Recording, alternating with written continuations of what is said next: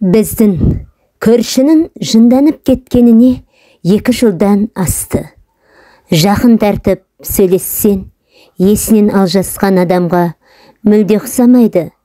Кей күндері көрсен, әдемі бітімі келіскен, жүрісті ел, ол кісіден көршілерінің бәрі қорқып онаша жүреді. Тек біздің үйдегі атам ғана тартынбайды. Соның төріне шығып алып қара шайды сіміріп, төбесі тершіп отырады-ау шіркін. Ескі заманнан қалған 2 қабатты ескі үй. Бұнда 24 отбасы тұрамыз. 24 пәтерде тұратындардың бәрі жай адамдар емес.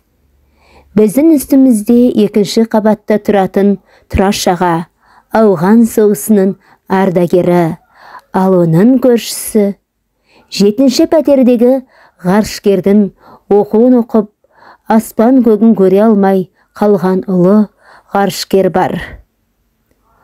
Осылай жалғасып кете береді. Олардың қатарына және де есін біліп етегін жиғалы бері түрмеден шықпайтын орыстың шалын қосыңыз. Бостандықтан тез серігіп кете ме, кім білсін, келген күн ертеңінде тәртіп сақшыларының алдында тайпалап басып бара жатқанын көресің. Бұндай қарапайым туылмаған адамдардың арасында мен де бармын. Қорқыт дүние есігін ашқанда, жер бетінде алапат дауыл тұрыптымыз деуші еді ғой.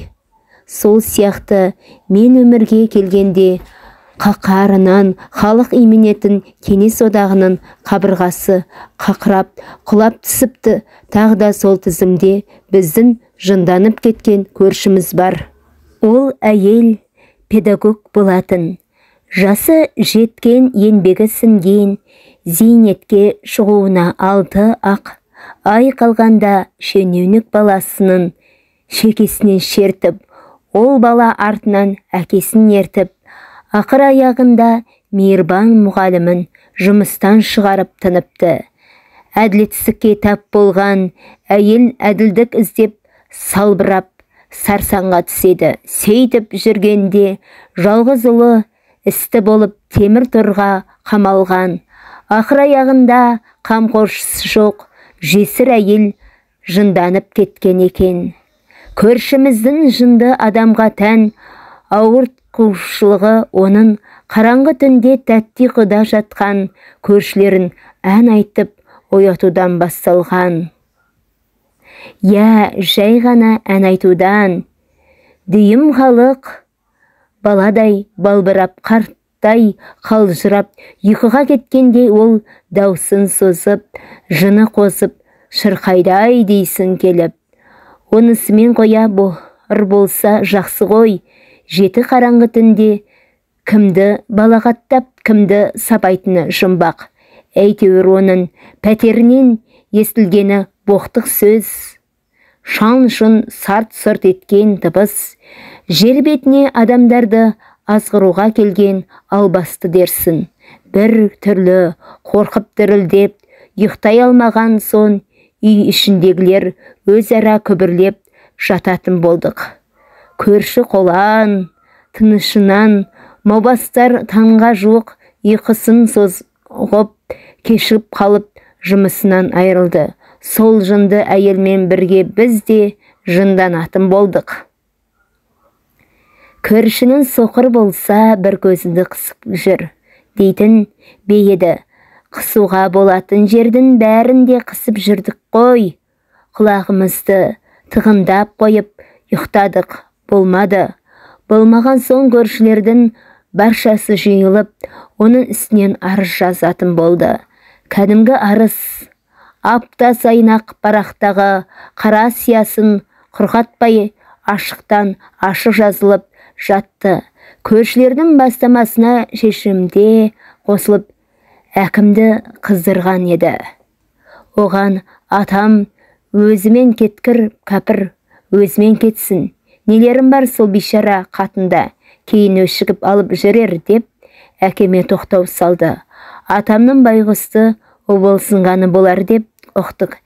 Әкем көнді де біз арызданушылардың санатынан тыс қалдық. Ән айтатын әдетін көршіміз екінші айға жалғағанда түн ортасы ауған кез болатын. Дәлізде айғай-шу көтерілді. Не болды екен деп көзімізді тырналап, атып шықсақ, шошақтау біткен, қарны бар, көзі сығыр, тісі қисық, бұты талтақ, полицей көрші әйелдің қоңыр есігін ұрғылап тұр. Мынау ашыңыз дейді, анау ары жақтан. Жоғалары деп қасарсып қояды. Есі ауысқан адамда ұят бола ма? Болмай ма, итім білер. Көршіміз қысылды ма, әлде қызы көрді ме? Есігін аштау. Полицей оны қолын шекесіне сәл ғана жақындатып өзін таныстырды. Сыртқы сұлбасы тойған, мысықтай көрінген бәленің тегі Тышқанбаев екен. Азаматша, сіздің мұныңыз не? Деді ол әйелге сыпайы сұрау тастап. Мұныма не бопты? Деп көршіміз түкке түсінбей. Сіздің мынауыңыз тәртіп бұзушылық, түнгі 11-ден кейін тыныштық сақтау керек қой. Заңда солай жазылған. Ән салып халықтың мазасын алуыңызға жол болсын деп полицей қатуланды. Ән салған жалғыз мен бе? Екем, айналана қарасаңызшы. Небір зәулім үйлердің астыда үстіде таңға дейін тыным алмай тойлай беретін мейрамханалар. Соны сен неге көрмедің? Алдымен соларды сүзетіп алда, маған келші жарқыным. Жалғызды жөнге салу қашанда оңай ғой, деді де көрші әйел есігін тарс жапты. Шарасыз Тышқанбаев «Тфу» деді, түкірді де жөніне кетті. Ол олма, арада бір ай өткен соң қуырдақтың көкесін қураған ағаштардың құлағанда көрдік. Балалар көлкенін ойнайтын аулада тұрған, ешкімде еш жұмысы жоқ ағаштарда көрші әйел шетінен балталап шауып құлата бастасын. Ясына жылан өрмелеген балапандай шуласып тәртіп сақшысы Тышқанбаевқа тағы жүгіндік. Оның шошақтау қарыны шартиып жеткенше жында ел оны ағашты ота білгірді. Тышқанбаевтың ұшып келгені болса керек, қызарақтап жетті жында ел мен. Полицейдің де амандасулары қысқа қайрылды. Тағы сіз бе, деді Тышқанбаев. Тағы да сен бе, деді біздің көрші. Сенен басқа естілу жан жоқ па? Дегендей таңырқай қарады. Мынауыңыз не? Тападай тал түсте ағаштарды шауып жатқаныңыз. Бұл ағаштардың жазығы не? Деп Тышқанбаев айналасына жалтақ қарап қойды. Жында елдің қашанда жауабы әзір тұратын сияқты. Бастырмалата сөйлей жөнелді. Ағаш шауып жүрген жалғыз мен бе? Олай болатын болса, қаланың шетіндегі қарағайлардың не кінәсі бар? Оны дәл мен сияқты екі аяқты пенделер шетінен құртып жатқан жоқ па? Сен соларға барып айтып көрші, мыналарын қалай деп. Айта алмайсың, сендердің заңдарын мына мен сияқты маңдайынан сорғалаған қамқорсыздарға ғана жүреді.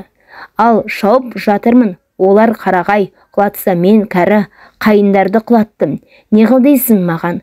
Алланға апарып атып тастасан да құзырын жетеді, өзің біл, деп көршіміз шімірікпестен шап ете түсті.